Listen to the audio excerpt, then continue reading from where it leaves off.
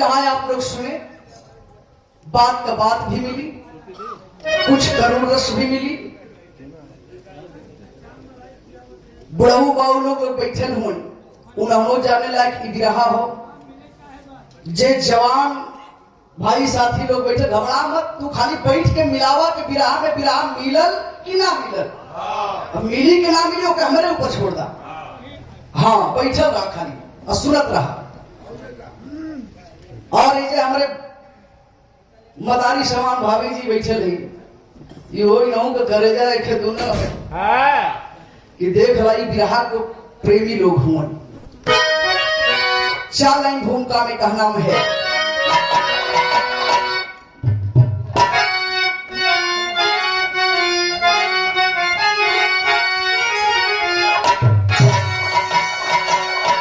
दानियों की कहानी अमर सत्य है,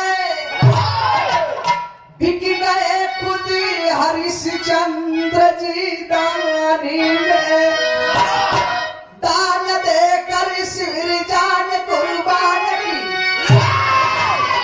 देवताओं के हित और सम्मान से कर गए नाम रोशन जहाँ गिर गया, मोर ध्वनि से परीक्षा कराई गई, इम्तिहान चाल चंचल की अव्वल बनी, जबकि उनसे इच्छा जताई गई।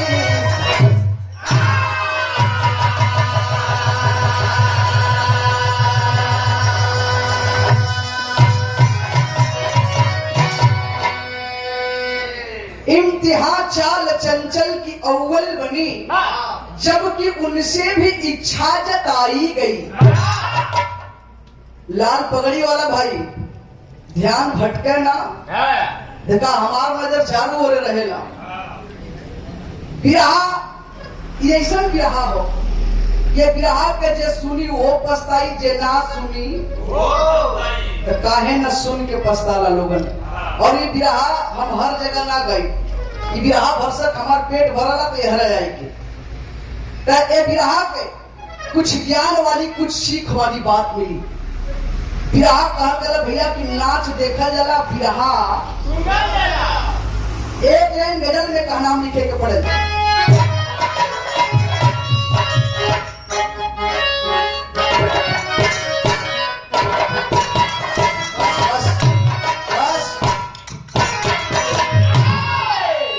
ज्यादा हल्ला गुल्ला ना, हमके हल्ला गुल्ला ना पसंद है, ठीक? आराम से धीरे से खसकाएला।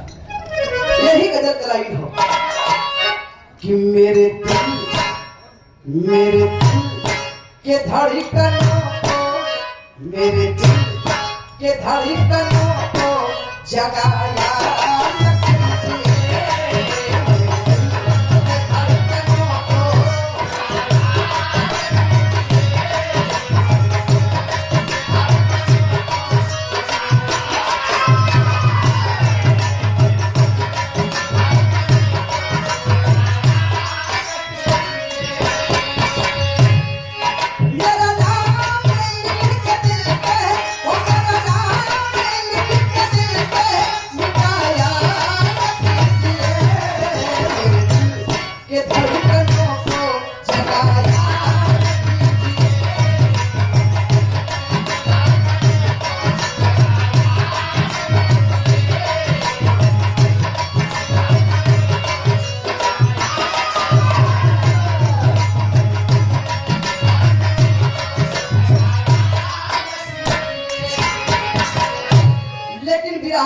सुंदर भाव का लाइन लिखने पड़ेगा। यहाँ सब पढ़े लिखे भाई बैठे हुए, हमारे बिरहा के लाइन पर, बिरहा के बात पर आप लोग गौर कीजिएगा। कैसे मास्टर? कि सुहानी कलिमा, सुहानी कलिमा डुबाया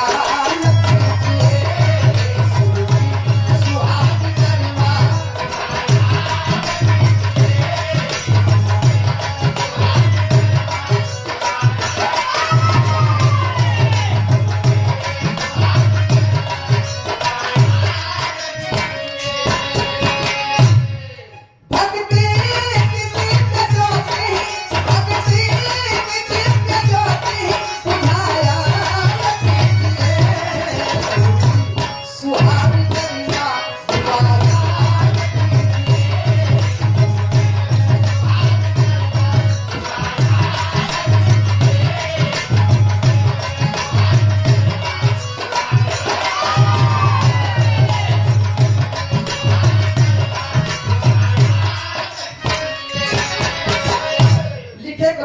सुरभि सुहानी गरिमा डुबाया न कीजिए, भक्ति की दिव्य ज्योति बुझाया न कीजिए। ए भैया 184 योनि के बाद न जाने कितना कीड़ा मकोड़ा न जाने कहाँ में जन्म लेने के बाद ये मनुष्य के शरीर आदमी पावल है।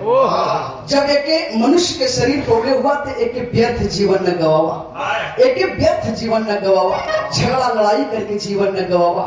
कहल भैया कि जब लड़का मतारी के गर्भ में रहला, जब लड़का मतारी के गर्भ में जब पलल तब प्रभु से गुहार करल कि हे प्रभु ए नर के दुनिया से हमके बाहर निकाला, और जब बाहर निकलवा तो तुम्हारे 8 पहर नाम जपब। कौ पहर? 8 पहर। लेकिन जब लड़का गर्भ से बाहर आवेला 8 पहर तो छोड़ दा, 2 पहर भी जोन बात जपल बहुत मुश्किल हो जाला। माया के जाल में लोग फंस जाना, चाहे हम हुई चाहे आप लोग होखा। कहानी की शुरुआत है, आइए मास्टर।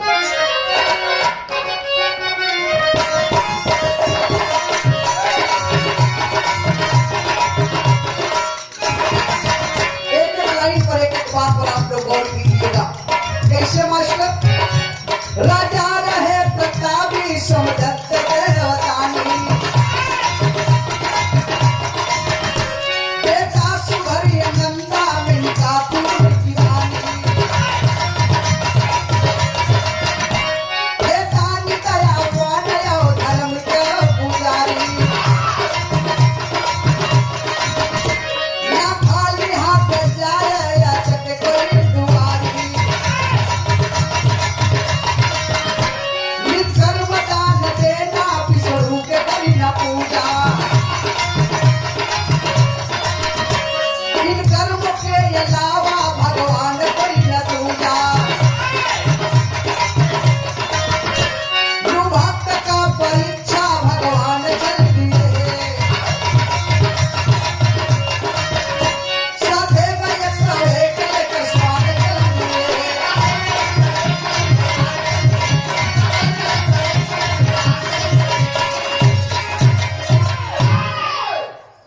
आप लोग समझ ला।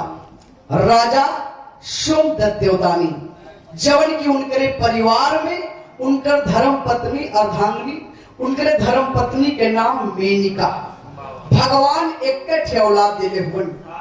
राजा साहब के काम का रहल, रोज सुबह उठे नहा धो करके पूजा पाठ करके राजा अपने प्रजा को इकट्ठा करें। प्रजा को इकट्ठा कैले के बाद राजा साहब कुछ दान पुण्य करें। दान पुण्य कैले के बाद राजा अपने प्रजा को यही सीख दे कि ऐ मानो मुट्ठी बांध के धरती पे आयल हुआ, हाथ पसार के चल जाइबा। जब ये धरती पे आयल हुआ तो अच्छा कर्म करा, अच्छा व्यवहार करा। कहल गल बाबू आदमी मरे तो मर जाला हो, लेकिन ओकर कीर्ति अमर रहेली। जे जैसन करला ओकर वैसन भला करी भला गवाई, बुरा करी बुरा गवाई। यदि भला गवाई कैसे गवैले का तरीका बदल जाए। भला आदमी करी है तो कहीं आए हाय रे हमारे दारूबाज मर गए। अपने प्रजा से बड़ा खुश रहता है। बारे भगवान यदि कोई के राज में राजा दिया तो हम के राजा नहीं जो इतना ध्यान रखे। एक दिन की बात रहल का कि आनंदा कुछ देर से सुतल हुन, और जब कुछ देर से सुतल हुन तो माई के चिंता होखे लगल। माई अपने बेटवा के जगावत छी। कैसे मास्टर?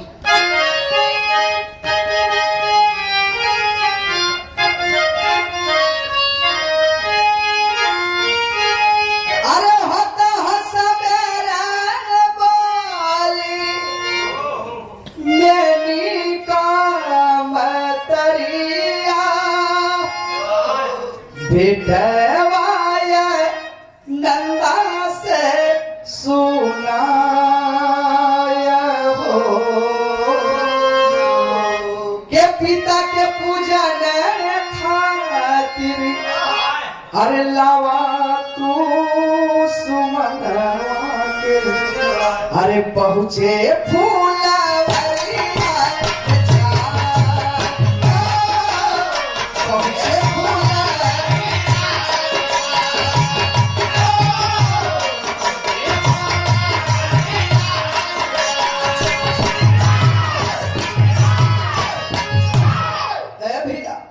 माई जगावत छी ने बेटा ए लाल सुबह हो गल ए लाल कब जइबा फूल ले आवे कब तोहर बाबूजी पूजा करिहन। आए है बाबूजी जौने समय तनी बात या नंदा सुनलन हो अखियां मिजत उठलन कहा माई चिंता मत करा हम तुरंत जाती फूल लेके आईला और बाबूजी के पूजा करे से पहले हम फूल लेके हाजिर हो जाओ। आनंदा बगीचा में जौनबा फूल तोड़त हो बाबू एजा के बतिया कुछ देर तक आप लोग एजे छोड़ दा स्वर्गलोक में विष्णु भगवान सोचत हुन कि अरे यार चली तनी मृत लोक पर देखी वहां का हाल चाल का हो वहां के मनुष्य के लोग जनबा कैसन रहत हो का व्यवहार हो का विचार हो।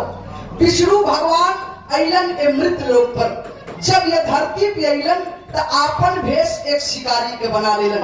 शिकारी के भेष बना करके साथ में 101 कुत्ता कुत्ता 101 कुत्ता लेकर के वही बागीचा के रास्ता से गुजरत हुन जौने बागीचा में आनंदा फूल तोड़त हुन।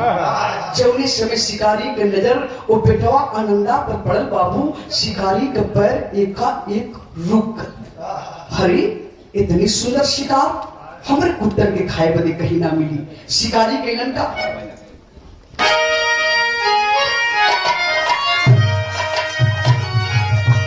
यही गीत चलाई है कोनो मिलिट्री के जवान जो गौना कराई के घरे दुल्ही लिया मिलिट्री वालन के यह जीवन है भैया। सवेरे गौना कराई के लिए सजवा के जाए के तैयारी की सीमा पर से फोन आ गल के जवान जितना जल्दी हो सीमा पे आने का कष्ट करो। सवेरे गौना कराए के लिए अनु सजवा के जाए के तैयारी कैला लेकिन जब नईकी दुल्हिया रहल वो एक बात कलस का कह मास्टर हर पक्की सरी से बाटी सवेरे चली गई हरा जी। लेकिन इतने गीत के लाइन रहल बात वही रहे लेकिन ये हर शिकारी का मिलन क्या हानि हाथ जग में बालवा क्या हानि हाथ जग में बालवा शिकारी मारा लाला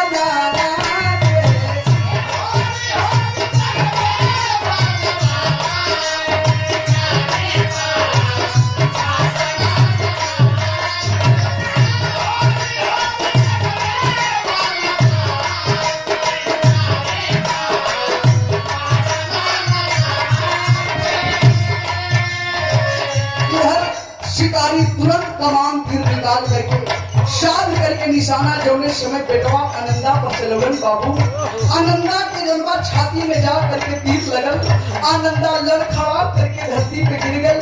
ये हर मतारी के चेहरा घबरात बेटवा आयल ना बड़ा देर कैलस माई के चेहरा घबरात सोचत छो कैसे मेरी का मतारी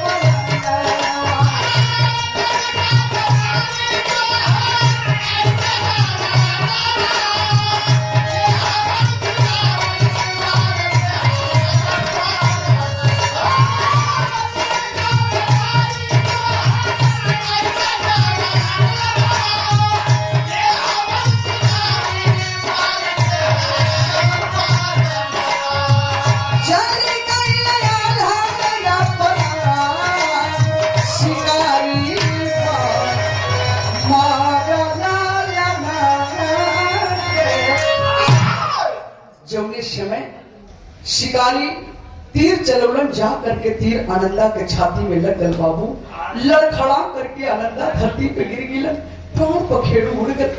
यह जब शिकारी गईलन मतारी के चेहरा घबरा छ बेटवा आयल ना बड़ा देर कैलस कहल गल बाबू माई तो माई होली है भैया कहल गल कि पूत कपूत हो जाई है हो लेकिन माता कभी को माता ना हुई है, माई तो माई होली। लेकिन जब शिकारी वो लड़का के पास पहुंचलन, देखलन प्राण पखेड़ू उड़ गए, कैले का कि ओ लसिया के एक बोरा में भर दिलन, बोरा में भर के पीठी पर लाद करके धीरे धीरे गांव के ओर चल दिलन। अजौने समय गांव के ओर गए हुन के करे दुआरी पर गइलन, जेकर लइका रहल वही के दुआरी पर पहुंच गए, जा करके आवाज लगावत हुन, सिपाही वही खड़ा हुन, ऐ शिकारी इतना भारी शरीर तो के ना दिखत सका, का बात छो? कहा कि तनी से राजा साहब के बोला था, उन्हीं से बात करे के हो। शिकारी के बतिया सुन के सिपाही कहना कि पगला गल हुआ का, जैसे कि सुल्ला हो। अर्जुन बिजवा में छेद ले हलन पंडित जी के, कहू तो जन बा नाच नचावत सुन, जो कहे के हो हमसे कहा, कहे कि जौन भी कहे के हो हमसे कहा, राजा साहब इस समय खाली ना हो। शिकारी हट कर के कहा कि ना, हम जो भी कहब तो राजा साहब से ही बात करब, तो उसे कोनो बात ना करब। आखिरकार में जोहत जोहत जोहत जोहत सिपाही जन हार मान के गए हुए, जा करके राजा साहब के आवाज दिलन, कहे प्रभु कोई द्वार पर शिकारी आयल हो, बड़ा देर से अलग जगावत छो और बोलत है कि आपसे ही डायरेक्ट बात करे के हो। जो इतनी बात बाबू राजा साहब सुनलन, वही नंगे पांव दौड़त हुन हो और मुख से यही बात निकालत हुन कि अतिथि देवो भव, जे द्वार पर आ जाए वो भगवान के स्वरूप है। राजा साहब गइलन, हाथ जोड़ के खड़ा हो गइलन, ए शिकारी आओ में थोड़ा विलंब भइल, हमके क्षमा करिहा। का बात है शिकारी? शिकारी कहे कि ये राजा साहब आपके बड़ा नाम सुन ले ही, बड़ा चर्चा सुन ले ही कि जे आपके द्वार पे आवेला खाली हाथ लौट के ना जा, भूखले के अन्न प्यासले के पानी पियावाला, जे जौन मांगला वो भी आप देला। तो ये राजा साहब ये सब सुन के हम आपके द्वार पे आए हैं। शिकारी के बतिया सुन के राजा साहब कहलन कि हाँ भाई, लेकिन बात कहा ये तो बतावा। कहा ये राजा साहब देखा छुआ ना, हमारे साथ में 101 कुत्ता हो और एक कुत्तन के बहुत तेज भूख लगल हो। एक काम करता है ये राजा साहब कि बोरवा में के जब समनिया निकाल करके बोटी बोटी काट करके आप हमारे कुत्तन के भोजन करा दा। राजा सुंदर देवता नीतर हबर किलन, कहा ये शिकारी इतनी छोटी मोटी बात बदे इतना परेशान भइला। अब हम नौकर के बोला छी, कहा कि ना राजा साहब ना, ये दूसर कोई ना काटी ना एक हाथ लगाई, एक आप चाहे आपका अर्धांगिनी और तीसर कोई ना काटी। राजा साहब कलन के ठीक हो, कोनो बात नहीं। उठौलन बोरा के सामान अपने रानी मेनिका के बोलौलन, ए रानी यहाँ आवा। रानी एली कहीं कासैया का बात है, कहे कि सुना ये बोरा में के सामान निकाल करके जितना जल्दी हो बोटी बोटी काटा, कल कुछ दूसरा काम कह के आवत छी। बाबू राजा साहब तो चल गिलन, लेकिन हम नतीजा का निकलन।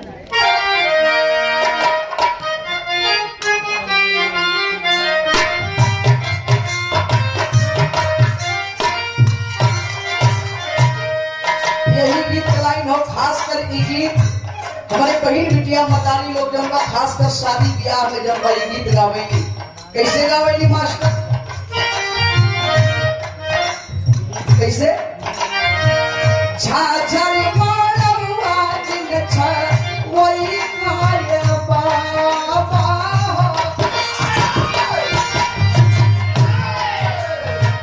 झाझर मारवा जिन छ वही मारे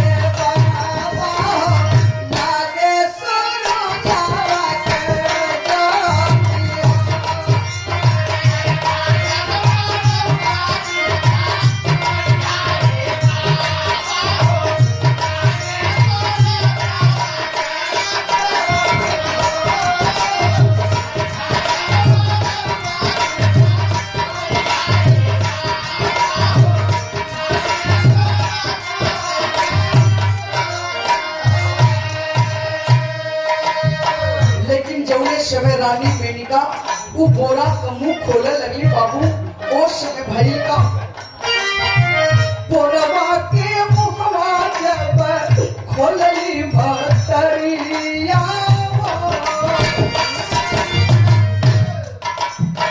बोरवा के मुहवा जब खोलली भतरिया, दवा के लासिया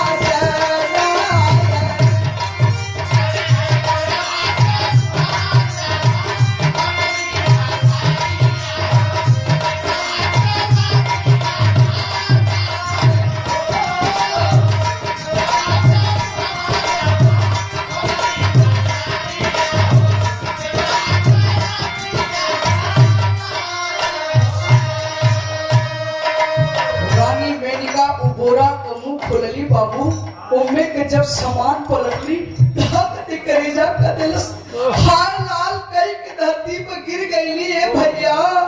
राजा साहब के आवाज देख के बोलावत छी, ए राजा साहब, ए राजा साहब, यहाँ आवा ए राजा साहब, हाय देखा ए राजा साहब। जब इस समय बाबू राजा साहब अइलन देखले अपने बेटवा के लाश के बाहर एक कवारी पकड़ के छर रोवत सुन भैया। और यही बात कहत सुन का यखिया के तारा रहला ये कहीरा तनावा, यखिया के तारा रहला ये कहीरा तनावा, कहवा तुम्हारी अपारा।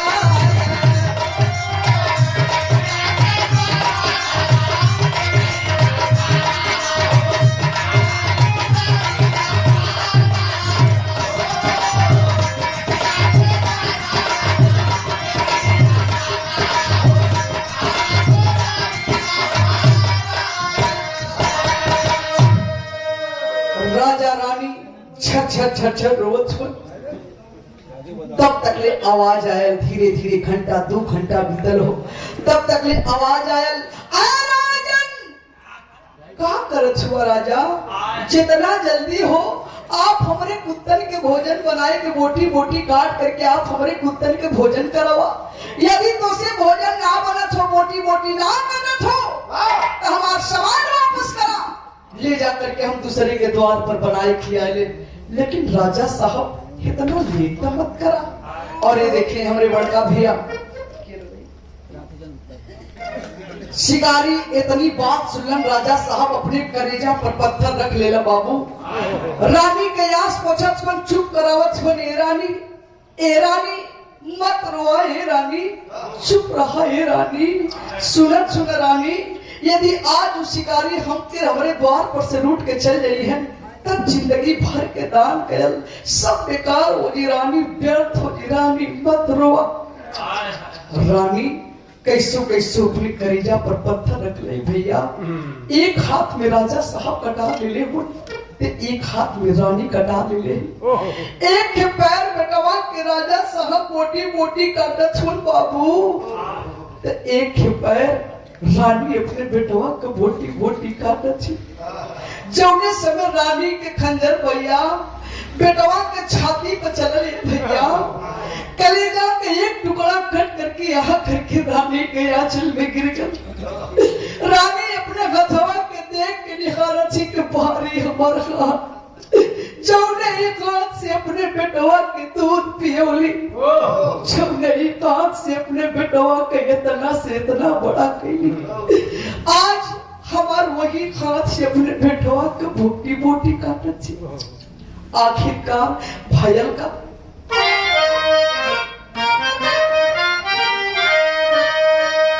दया धर्म दानी देवा दानी काठ कोई गईले छाई मन मंदिरी में अबीरल उदसिया पत्थर कर जंग दोनों प्राणी काइल गले वो लेके कटर चीरे बेटा की लसिया बोटी बोटी काटी के बनवले सी करवावो ढूरा ढूरा नया नाम से ढूरे के लिए सिया एक सवय का कुत्ता वन के भोजन कराई दी हले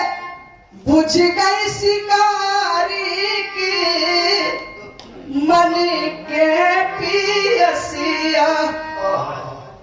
बोटी बोटी काट करके थाल में परोस करके ले जा करके शिकारी के आगे रख देना। राजा साहब ला शिकारी ला अपने कुत्तन का भोजन करा दा शिकारी। जौने समय बाबू कुत्ता भोजन कह ले लो, राजा साहब हाथ जोड़ करके उस शिकारी से एक बात कहलन, ग्रह में टेरी लग गई।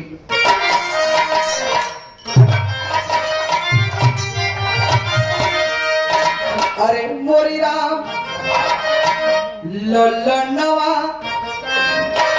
बोटी बोटी कट गई अरे ललनवा अरे बोटी बोटी बोला ललनवा बोटी बोटी कट गई दानी दया धर्म में ना बिछड़ गई मनवा ललनवा बोटी बोटी कट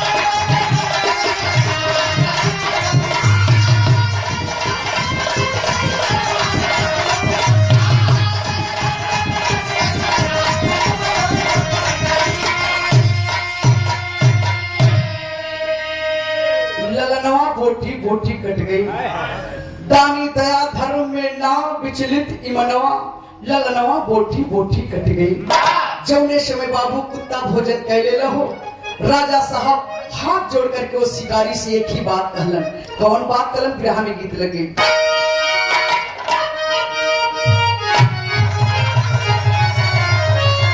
वाह यह गीत लाइन हो एक गीतिया के ठीक दीपावली के 6 दिन के बाद छठ पड़ेला हमारे बहन बिटिया मतारी जब घाटे जाली सवेरे के टाइम तो यह गीत गावेली कौन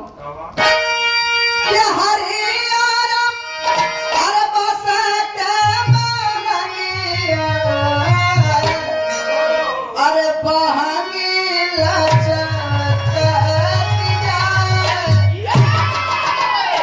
लेकिन राजा साहब शिकारी से कहलन का कहलन कितना प्राणी अरे बोले सारी कारी कितना प्राणी अरे बोले सारी कारी अरे ये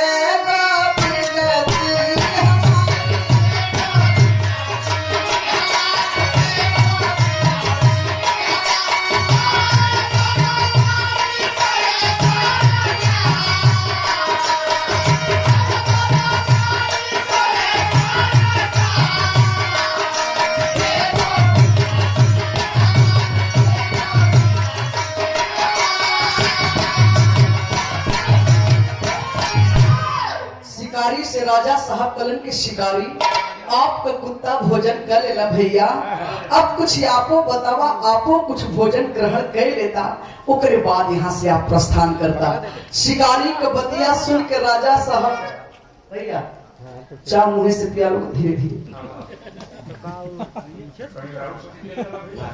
नहीं हमें से पिया जरा फूक फूक के पिया राजा साहब कलन के आपको कुछ भोजन कैला राजा साहब को बतिया सुन के शिकारी हंसे लगे कहा कि राजा साहब आप हमारे पुत्र के भोजन करा देला यह बड़ी बड़ बात हो गई कहे का कहे आज तक हमके कोई ना दिया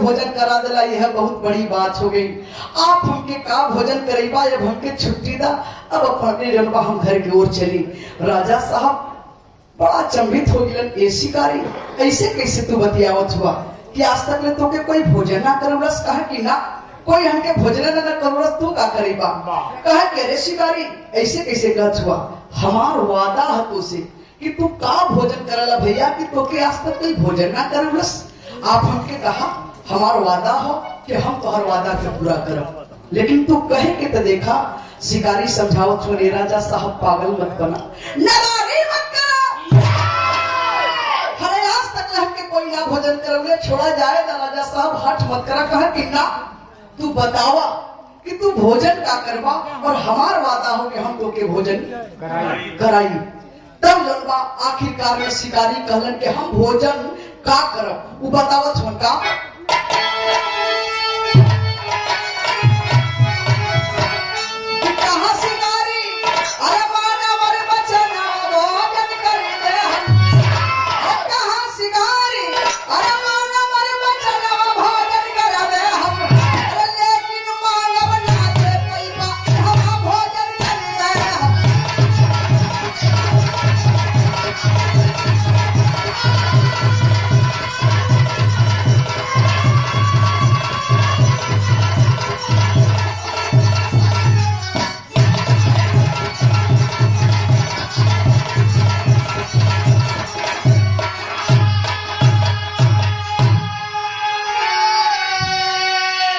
कहे कि सुनला हम भोजन का करब। शिकारी बतावत हुन गर्भ में पलता 6 माह का, अरे बच्चा यहाँ लिया हो, अरे बोटी बोटी करके जल्दी, अरे समझने मोर पकावा हो, ये हमारे अरे दिल के पैर नवा भोजन करबे हम, अरे सुनत के जैसे गिरा गई है, अरे बादरवा भोजन हम। कहे कि सुनला ना मनला ना और आप वादा के लिए हुआ तो सुना हम भोजन का करब। जौने औरत के पेट में 6 महीना का बच्चा पलत हो, वही औरत के तू पेट चीर करके हमारे सामने जनवा राजा साहब लिया वा और अपने हाथ से बोटी बोटी काट करके शिकार बना करके आप हमके भोजन करावा। लेकिन हाँ राजा साहब, तुम्हारे आंख से एक बूंद भी आंसू न गिरे के चाहिए। यदि तोरे आंख से एक बूंद भी आंसू गिर गल तो हम तो हर भोजन के माहौल समझब, जहर समझब, हम भोजन ना करब। राजा जौने समय तनी बात बाबू सुनलन, लगल के ही आसमान टूट के ही छाती पर न गिर गल भैया। सोचत महल के अंदर जात हो कौन औरत अपन पेट चीरा दे, कैसे वो औरत के हम पेट चीरब, कैसे वो शिकारी का मन का मुराद पूरा करब। यही बतिया सोचत महल के अंदर जात हो आधा के लाइन लगी।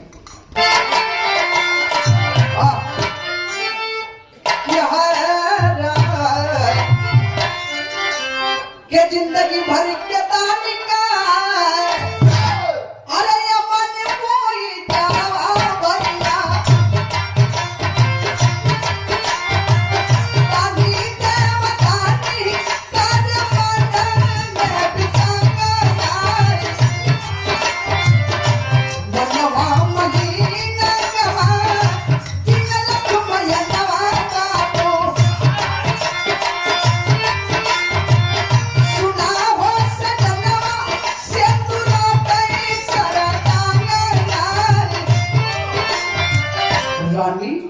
कने की सैया बतावल जा शिकारी का कला भोजन करे के हम झटके में बना दे, शिकारी भी भोजन कर ले।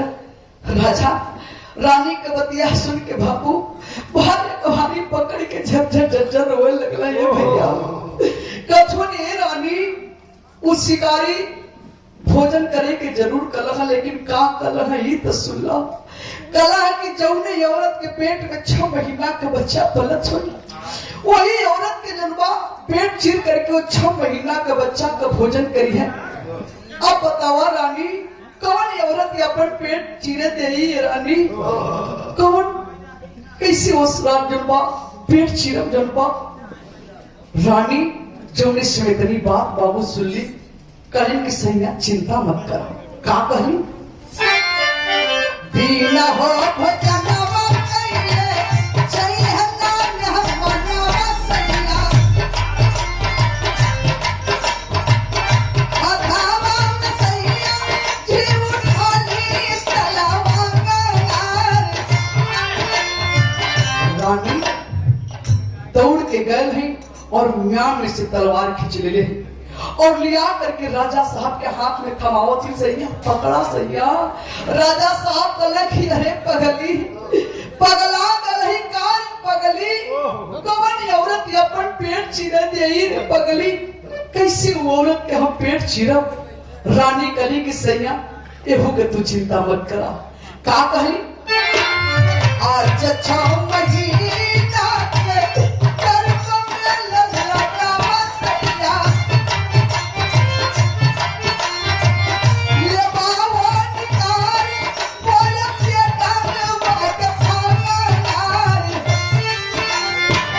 रानी कली की सैया कहीं गईले की जरूरत ना हो। आज हमारे उदर में हमारे पेट में तो 6 महीना के औलाद पलत हो, उठाना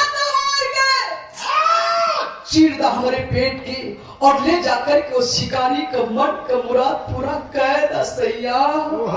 अरे बाप रे बाप, जौने समय तनी भापू राजा साहब सुनलन, जो तलवरिया हाथे में ले लेलन भैया, छुट के धरती पे गिर गल। कलन की ना रानी ना, ई हमसे ना कोई रानी, अपने बड़े के बेटवा के तो ऐसे खो देली, लेकिन ये बेटवा के हम खोल ना चाची रानी समझावती सैया तो वही ना राजा हुआ जो उस समय अपने बड़े के बेटवा के हम बोटी बोटी ना काटे के तैयार रही। आप हमारे आस पोछत रहा, चुप करावत रहा कि रानी चुप रहा, नहीं तो जिंदगी भर के दान कर सब बेकार हो जाए। आज वही शिकारी तुम्हारे द्वार पर से रूट के चल जाई, तब जिंदगी भर के दान कर बेकार ना हुई राजा, व्यर्थ ना हुई राजा। उठा तलवार के फिर रानी दोबारा बाबू तलवार हाथ में दे ही राजा साहब के गंडन गंडन देख कापत छो। एक ओरे शिकारी के चेहरा झलकत हो, एक ओरे पूरा समाज के चेहरा झलकत हो, एक ओरे औलाद के रानी के चेहरा झलकत हो। आखिरकार में भयल का यही के कतार चीरे रानी के उतारा राजा छवा मात बेटा वाकले हमले दिखांगा बोटी बोटी काट के नमल सिकारा राजा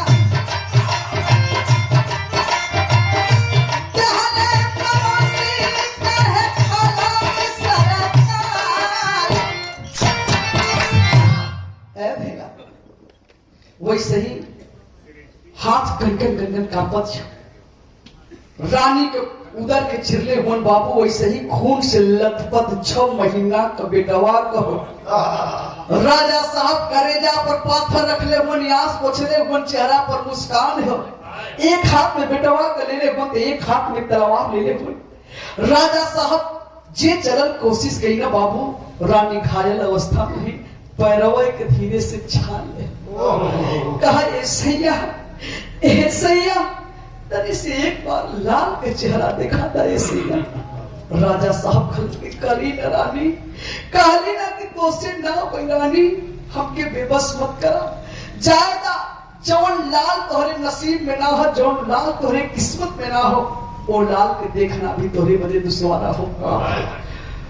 छोड़ दा, लेकिन माई तो माई होली है भैया, वही घायल अवस्था में हो, लेके रानी वही बच्चा के चुमत ही चाटा थी जैसे गैया मछली के चाटत है। वैसे रानी अपने लड़का के लेके चाटा छिन चुमत छिन जा लाल चा भेजले। राजा साहब करेजा पर पाथर रख ले, चेहरा पर मुस्कान हो, ले जाकर के शिकारी के आगे बोटी बोटी काटत हो, चेहरा पर हंसी हो। वो एक बाप रहल, वो एक बाप रहल भैया कि वो बाप अपने 6 महीना के बेटवा को बोटी बोटी काटत हो, लेकिन ना तो आंख में पानी हो, ना तो चेहरा पर उदासी हो, चेहरा पर हंसी हो। जब उन्हें शिकार बना करके तैयार किलन, थाल में परोस दिलन। ला शिकारी ला कहत रहला ना कि आज तक ने तोके कोई भोजन ना करवस, हम तुम्हार वादा पूरा कई ला भोजन कैला। लेकिन जब उन्हें समय शिकारी भोजन पर बैठल हुन भैया, भोजन करत ना हो, टुकुर टुकुर ताकत हो, अब का भल शिकारी कोनो गलती हो गई का? राजा साहब पूछत हुन। कहा कि राजा साहब कुल तो ठीक हो, आप हमके भोजन भी बना के दे देला, लेकिन एक छोटा सा मनोकामना आया। राजा साहब हरले जुआरी नियर सोचत हुन कि हमारे पास का रह गल के शिकारी के हम मन के मुराद पूरा करब। लेकिन शिकारी अपन अंतिम इच्छा बतौलन। का बतौलन?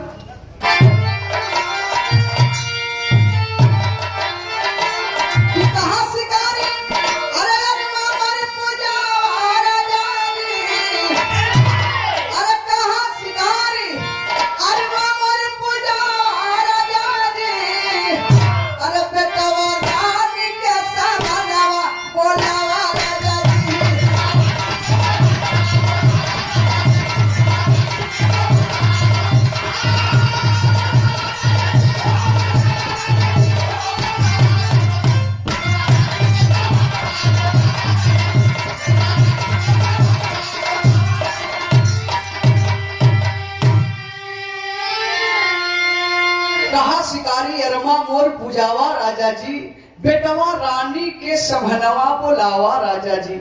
ए राजा साहब सुनली है, गांव नगर के लोग बतौलन के तोरे पास बड़ा एक होनहार बेटवा हो, तनी से बुला देता, उन्हों के देख लही, तनी से रानी के बुला देता, उन्हों के दर्शन कर लही, तब भोजन करके यहाँ से चल जाई। राजा साहब हाथ जोड़ करके एक बात कहलन, का कहलन कि अब तक जिनकी जो इच्छा हुई यहाँ पे पूरी, इच्छा पूरी करने में मैं हमारी मजबूरी। अरे न सत्य का वजन घटा कहे कि सुना शिकारी, अब तक ले भैया जे हमरे द्वार पे आयल, जे जवन मंगल सोखे देहली, सबके खुशे कैली, जहां तक मैं तुहू के खुश कैली, लेकिन जवन ई आप मांगत हुआ कहत हुआ ई तोहर हम मनोकामना पूरा ना कर सकत ही।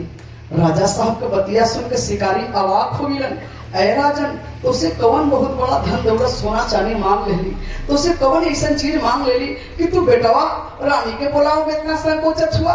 अरे घरवा में तो है लोग, महैया के अंदर नहीं, बुला काहे ना देता। जितना जल्दी हो दर्शन करके हम भोजन करके यहाँ से चल जाए, झूठा काहे जब मच मच के ये हुआ। अरे बाप रे बाप, जौन राजा साहब को कुछ टाइम के लिए आग बुतल रहल भैया, धधक के जौन बल्लाल हो गए। ए राजा साहब, ए शिकारी, बेटवा के बुलावे के छुआ, बेटवा रहल ये शिकारी, लेकिन वही बेटवा कि तू हमारे ही द्वार पे बोरा में भर के लैला ये शिकारी। हम ही उपद नसीब बाप है ये शिकारी कि अपने बेटवा के बोटी बोटी काट करके तोहरे यही कुत्तन के देली भोजन करे बदला।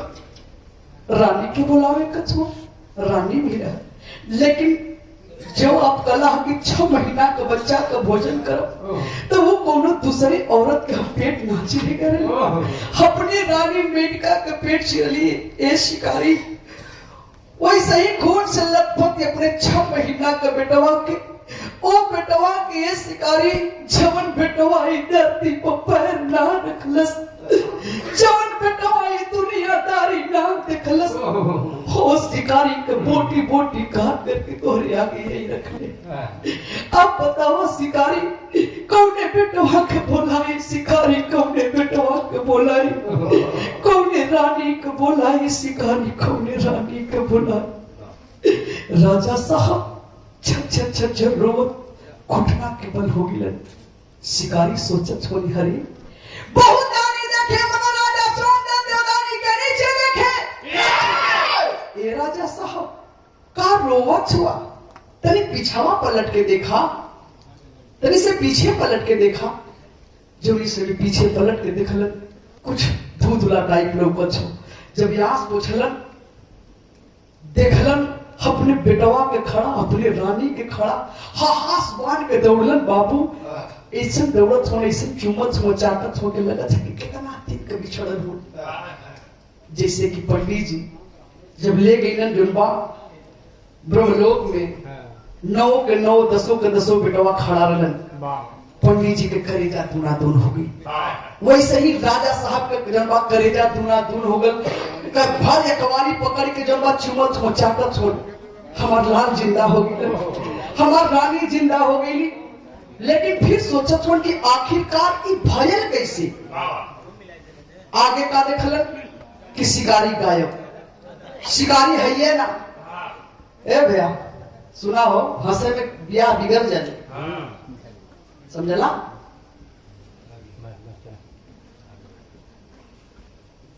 आगे आगे मत, कहाँ रहिए शुरुआत देने उनके हंसे में कोई बताई का। ये लोग तेरी बोलत हो, ये लोग हम टेस्ट लेते, लेकिन लोग के ध्यान कहाँ। शिकारी गायब, रोवा मत, शिकारी गायब। शिकारी के जगह पर विष्णु भगवान साक्षात हमारे घर में पधारे हुए। अब ये देखा राजा साहब, ये आंसू के भी कई कलर हो गए भैया, कलर एक हो गए, मतलब कई थे हो, कभी खुशी के आंसू, कभी गम के आंसू, कभी बहुत ज्यादा खुशी के आंसू, हंसत हंसत आदमी रो दे। राजा साहब देखलन रानी के बेटवा का देखलन तो जम्बा खुशी के आंसू रहल, लेकिन विष्णु भगवान का देखते फिर जाए के पैरवा पकड़ के झट झट झट झट रोए लगला। कहा ये प्रभु हम न जल्दी ये प्रभु कि आप हमारे घर में पधारल हुआ, नहीं तो प्रभु ये बेटवा मेहरारू मने का होला अपनी शरीर का बोटी बोटी कटवा करके आपके आगे रखवा देती। हमसे यदि कोनो गलती हो गल हो तो हमकी क्षमा करिहा। विष्णु भगवान हंसत हो के रे पागल तो से कोनो गलती ना भल हो, मांग ले वरदान, जो भी वरदान मांगना है दिल खोल करके वरदान मांग ले। राजा साहब हाथ जोड़ के खड़ा हो, कहा प्रभु कहाँ मांगी, हरे जौन मांगे के रहल तो नाफम के बिना मंगले दे देला, हमारे धर्म पत्नी के जिंदा कह देला, हमारे बेटवा के जिंदा कह देला, और इससे बढ़ के प्रभु की आप हमारे घर में आकर के साक्षात हमके दर्शन दे देला, इससे बढ़ के क्या चाहिए प्रभु।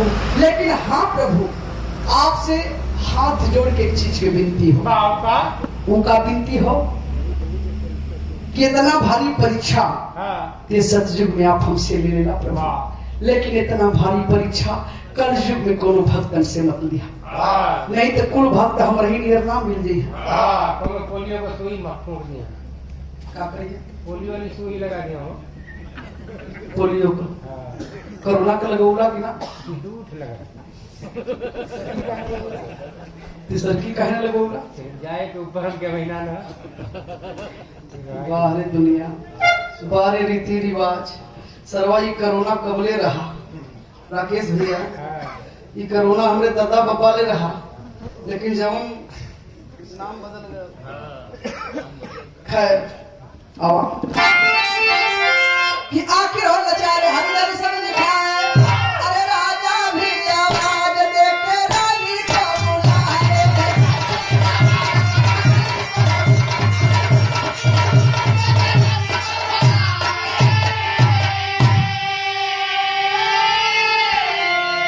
माथा रंगा चरणवा झुकावा राजा जी, अरे बेटवा रानी के सहारा बोला राजा जी।